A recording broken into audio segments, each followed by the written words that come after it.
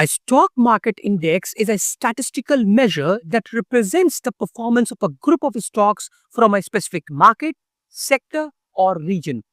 It serves as a vital barometer for the overall health and sentiment of that market as it tracks the collective movement of its constituent companies. The methodology for calculating an index can vary, with the two most common being market capitalization weighted, where a company's influence on the index is proportional to its market value. And second is price weighted, where higher price stocks have a greater impact.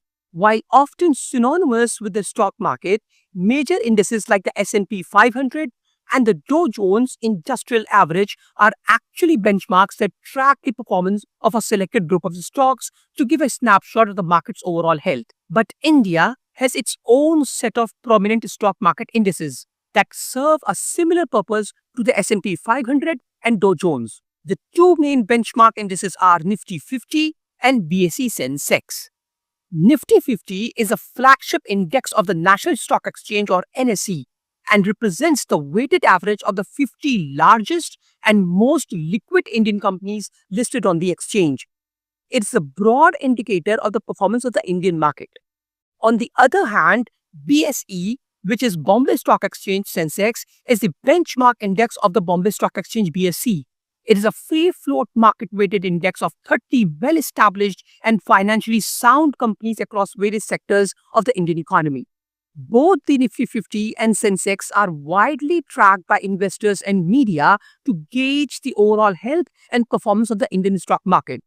They are also used as a basis for various investment products like exchange trade funds, also called ETFs, and futures and options contracts.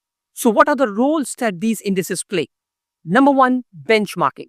Indices provide a benchmark against which investors can measure the performance of their own portfolios. For example, a mutual fund manager might aim to beat the Nifty 50, meaning their fund's returns should be higher than the indice's return over a given period. Second is market indicators. They act as a real-time indicator of the economy. A constantly rising index often signals investor confidence and economic growth, while a falling index can suggest a downturn. Number three, passive investing.